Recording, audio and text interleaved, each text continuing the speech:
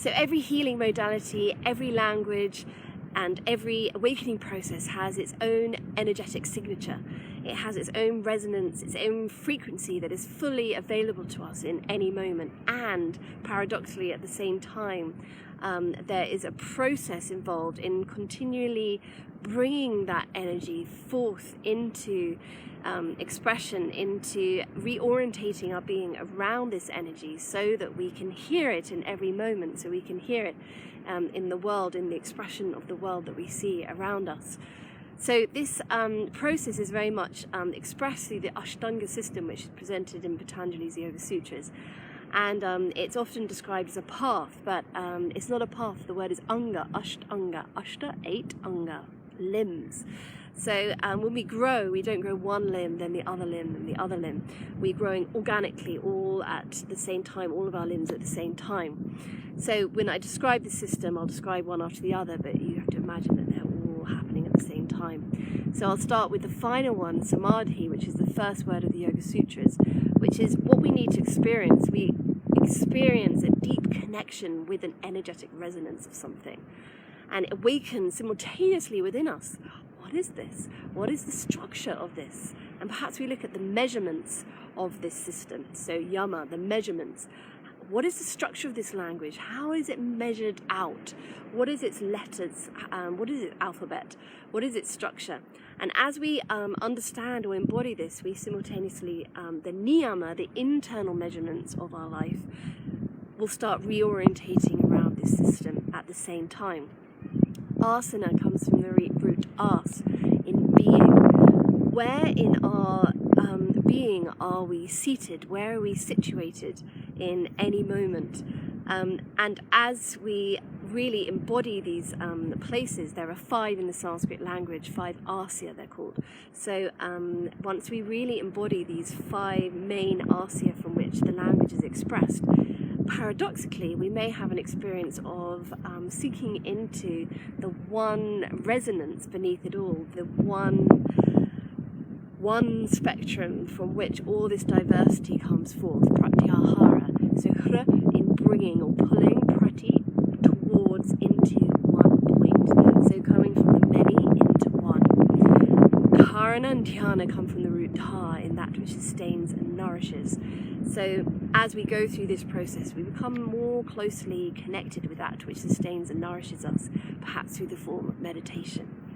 So we see that as we have an experience, so we look at the structure, and as we deepen our understanding of the structure, so it increases our experience, and it's all one organic, dynamic, living process. But what is it about the Sanskrit language? What is it about specifically about the energetic resonance of this language that it has to offer? I've experienced many healing modalities and many languages, but for some reason the depth and the breadth of the Sanskrit language is something that I keep coming back to, because, and the word that comes to mind and the word that has so often been reflected back to me when I've taught this, is the word refined. An incredible sense of refinement in whatever it is that is being experienced. And this is what the word itself means. Sanskrit, san, perfectly, krit, done. Perfectly done. And this doesn't mean perfect in our idea of refined being wearing the perfect clothes and speaking in a kind of weird, warped idea of what we might think refined or perfect is. Incredible stillness when we're in a place of stillness. I'd experienced stillness so many times before. But the Sanskrit language, there was something just so exquisite about the stillness that it could bring forth. Whether it be passion or love or dynamic expression or wisdom or knowledge or knowing, whatever it is, the Sanskrit language is connecting with the energetic resonance of this language. Is able to bring forth a refinement, a deep connection with that which is actually wanting to come forth, rather than an idea of what we want things to be. And when that comes forth, it is perfectly done. And perfectly done doesn't mean a perfectly drawn A. It means something much deeper than that. I think you can all get the feeling for this, the deeper meaning of what perfect means. Perfect in its imperfection.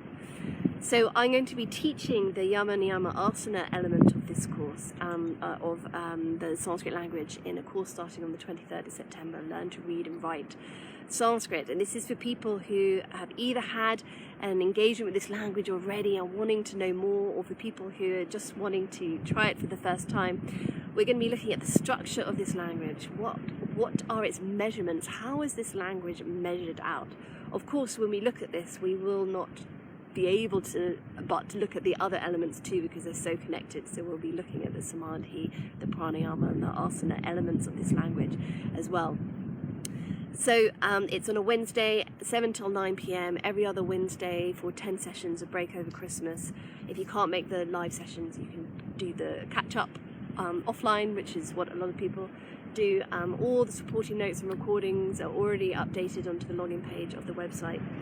And I look forward to sharing something of this specific energetic resonance of the Sanskrit language and giving you the tools to understand something of its measurement, something of its structure, so that you can experience yourself how this feeds into this whole aṣṭaṅga, this whole system of deepening our connection with a healing process or with an awakening process. So I look forward to seeing